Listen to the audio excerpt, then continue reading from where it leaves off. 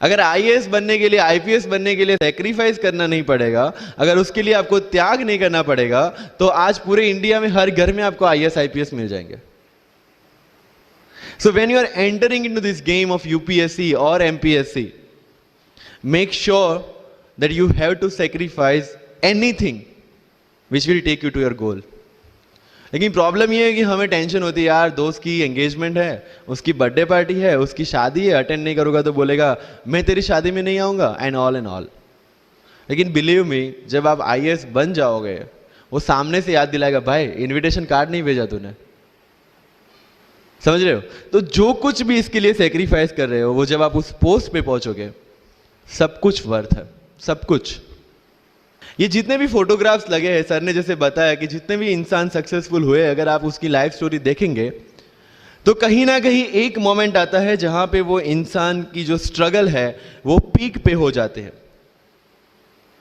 वो इस मोमेंट पे आपको डिसाइड करना है कि आपको वहां से यू टर्न लेना है या आपको वहां से आगे निकलना है. इन सब लोगों ने डिसाइड किया कि उनको वहां से आगे निकलना है.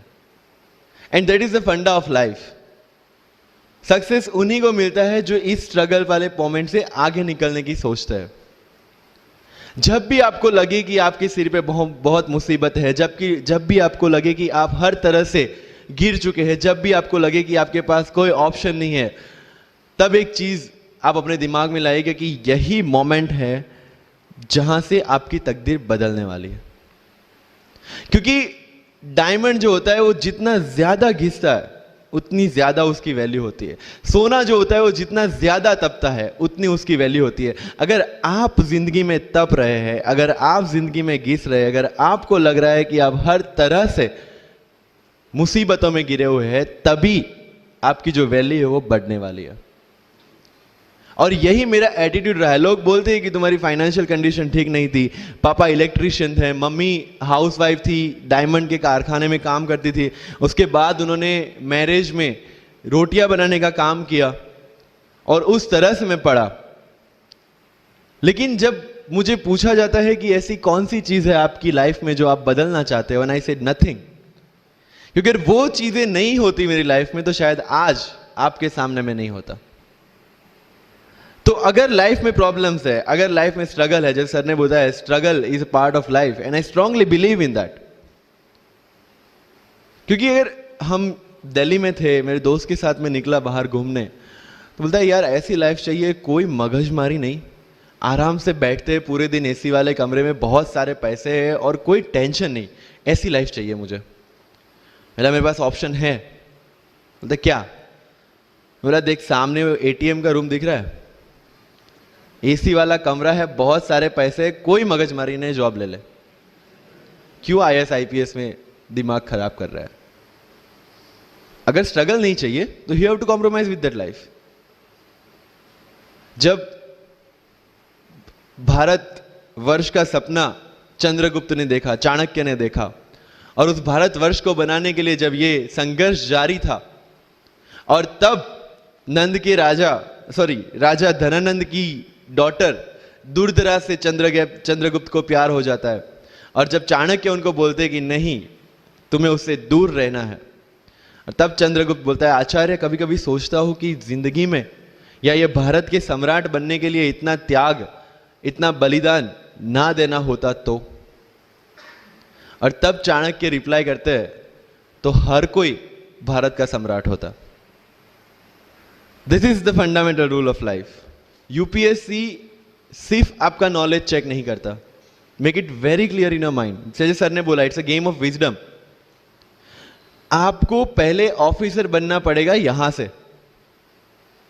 यूपीएससी का काम तो सिर्फ थप्पा लगाना है कि हाँ ये ऑफिसर बन गया. जितने भी आईएएस आईपीएस ऑफिसर्स को आप मिलोगे, you will realise this thing कि ऑफिसर वाली क्वालिटीज इसमें पहले से है. आप जब प्रिपरेशन स्टार्ट करते हैं तभी से समझ लीजिए कि आपकी आईएएस और आईपीएस की ट्रेनिंग भी स्टार्ट हो गई. बिकॉज जो क्वालिटीज आपको चाहिए as an officer, as an IAS, as an IPS, क्या क्वालिटीज चाहिए? फर्स्ट ऑफ ऑल कॉन्फिडेंस, कि जब आप उस सीट पे बैठते हैं आपके सामने कोई भी क्वेश्चन आएगा you will be able to handle the issue. ये कॉन्फिडेंस लेके आपको उस सीट पे बैठना है. यही कॉन्फिडेंस चाहिए when you start the preparation. Decision making, अगर हर एक टॉपिक पे आप हर एक कोई को पूछने जाते हैं भाई इसमें कौन सी बुक पढूं, इसमें क्या पढूं, इसमें क्या करूं, then you are not suitable for this exam. आज मेरे पास काफी मैसेजेस आते हैं, sir please give me your strategy. I am sure आप में से काफी लोगों ने किसी टॉपर्स को पूछा होगा, please share your strategy. Why? हर एक की स्ट्रेटजी अपनी खुद की होती है। अगर आज 990 लोग यूपीएससी में सिलेक्ट हुए तो यू विल गेट 990 स्ट्रेटजीज, क्योंकि हर एक की स्ट्रेंथ और हर एक की वीकनेस अलग है। You have to understand this. आप कभी डॉक्टर के पास जाते हैं बीमार होके और कभी डॉक्टर को यह बोला है, सर जो आगे वाले पेशेंट को दी ना मुझे वही मेडिसिन चाहिए? डिड यू से like that?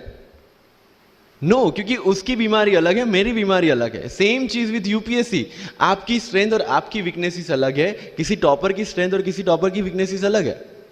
Why should I walk on the same path, जबकि मुझे पता है कि वो मेरे लिए बना ही नहीं। I have to create my own path. मेरा यूपीएससी का जो बुक लिस्ट है वो अगर आप देखेंगे ना तो यू विल फाइंड कि ये completely out of the box book list है। मैंने कभी लक्ष्मीकांत नहीं पढ़ी। आई नो यूपीएससी फ्रेटर्निटी के लिए ये बहुत बड़ा स्टेटमेंट है। I never read Shankar IAS, I never read Yojana, I never read Kurukshetra. I didn't do writing practice for mains. मैंने मेंस में GS2, GS3, GS4 का एक एक पेपर, एक ऐसे और ऑप्शनल का एक एक पेपर लिखा है। That's all about my writing practice, because I knew what are my strength and what are my weaknesses. Mains में 3 चीजें होती है, handwriting, speed and content. When I was so sure about my handwriting and my speed, why should I waste my time on writing the papers? Instead of that, I focused on improving my content. Getting my point? So if you are the aspirant की जिसको लगता है कि 3 घंटे में मेरे से paper finish नहीं होता, then go for writing practice. Then write as much as you can because you need that.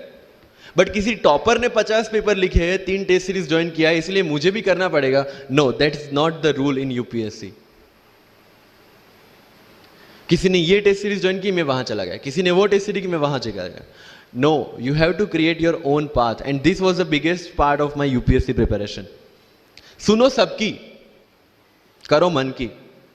This is applicability of your mind, क्योंकि आपकी स्ट्रेंथ, आपकी वीकनेस आपसे ज्यादा अच्छा कोई नहीं जानता। आपके पेरेंट्स भी नहीं, आपका सबसे क्लोज टीचर भी नहीं। आपको 3 बार चीजें पढ़ के समझ में आती है, किसी को 5 बार पढ़ के समझ में आती है, किसी को 1 बार समझ में आ जाती है। But I want follow the same path जो आगे लोगों ने फॉलो किया है, वो मेरे लिए बना ही नहीं है। I have create my own path. Getting my point? Yes और नो? सो जो मजदूरी है वो सड़क पे एक इंसान 12 घंटे गड्ढा खोद के भी करता है, और एक टॉप कंपनी का सीईओ भी 12 घंटे दिमाग चला के मेहनत करता है। लेकिन how he is different from that person on the road? Because he uses his mind.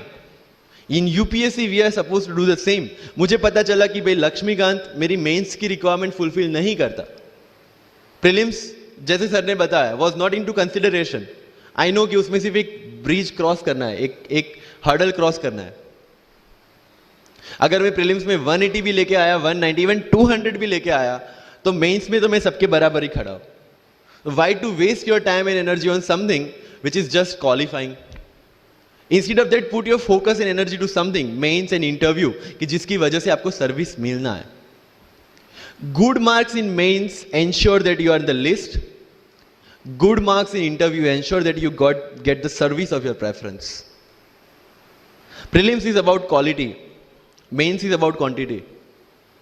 Prelims में ऑलवेज मेरा टारगेट एक ही था, जो भी टेस्ट में देता था, जो भी मैं सॉल्व करता था, I just need to cross 120, that's all. जितना सेफली मैं 120 क्रॉस कर लेता था, I put the paper aside, क्योंकि आज तक यूपीएससी का कट ऑफ कभी 120 से ऊपर गया नहीं और जाने वाला नहीं है। That was very clear in my mind. So minimum risk लेके मैक्सिमम आउटपुट लेना वो प्रीलिम्स का काम था, एंड उसके लिए आपको सिर्फ प्रैक्टिस ही चाहिए। As sir said, there is no separate preparation for prelims. What I did, January तक मेंस ओरिएंटेड प्रिपरेशन, February से I started test series. Vajiram में January से टेस्ट सीरीज स्टार्ट हो जाती है। I started test series, I started revising the things and then prelims आ गया, दे दिया, खत्म। So मेरा स्ट्रिक्टली एक ही चीज आपको कहना है कि अगर आपका प्रीलिम्स जून में है तो मिड ऑफ मई तक सारी टेस्ट सीरीज खत्म कीजिए। लास्ट 15 डेज में सिर्फ यूपीएससी के प्रीवियस ईयर के पेपर्स कीजिए, तो आपका जो माइंड सेट है वो यूपीएससी एंगल से सेट हो जाएगा। जो पर्सनालिटी टेस्ट लास्ट में यूपीएससी लेता है, इंटरव्यू नहीं है वो। We consider it as interrogation. Interview को इंट्रोगेशन लेके चलता है, वहां पे पूछताछ होगी नहीं। अगर यूपीएससी के इंटरव्यू में 10 में से 9 क्वेश्चन के आंसर भी आप सॉरी सर और sorry ma'am I don't know कह के देते हैं, उसका कोई इंपैक्ट नहीं पड़ता। इंपैक्ट पड़ता है वो 9 क्वेश्चन न आने का प्रेशर आप कैसे हैंडल करते हैं। आपके पसीने छूट जाते हैं या आप वही टेम्परामेंट के साथ इंटरव्यू कंटिन्यू करते हैं। मार्क्स उस चीज के, मार्क्स है आपकी सोच के। एक ऑफिसर के तौर पे जब आपको आईएएस या आईपीएस की सीट पे बिठाया जाएगा, how will you treat the citizens of this nation? What will be your attitude to each and every person who is going to come and meet you? These things are being tested during UPSC interview. और इस सारी journey में अगर सबसे important कोई चीज है तो that is your learning attitude, और not for UPSC, for life even. Because when I am speaking in front of you in Hindi and English, to be very clear, I belong to rural background of Gujarat, और मेरा study जो हुआ है वो पूरा Gujarati medium में हुआ है, गवर्नमेंट स्कूल में। 12th तक का स्टडी मेरा गवर्नमेंट स्कूल में हुआ है, गुजराती बोर्ड में, गुजराती मीडियम में। And yet I can give my UPSC interview in English in Delhi and score such marks. Where did it come from? कहाँ से आता है ये? मुझे अभी भी याद है, मेरा college national institute of technology Surat था, जहाँ पे मेरे साथ जो पढ़ने वाले बच्चे थे वो सारे सीबीएसई आईसीएसई वाले थे, और मैं एज ए एलियन वहाँ पे पहुँचा था, क्योंकि तब मुझे पता चला कि मैकडी जैसा भी कुछ है और उसमें बर्गर जैसा भी कुछ मिलता है। That was my first exposure to any metro city. And जब मैं उनसे इंटरेक्शन करता था और इंग्लिश बोलने की ट्राई करता था, तो जैसे संजू मूवी में इंग्लिश दिखाया गया है गुजरातियों का, जो जीरो को जीरो बोलते हैं, उसी तरह I was also like that. Mother tongue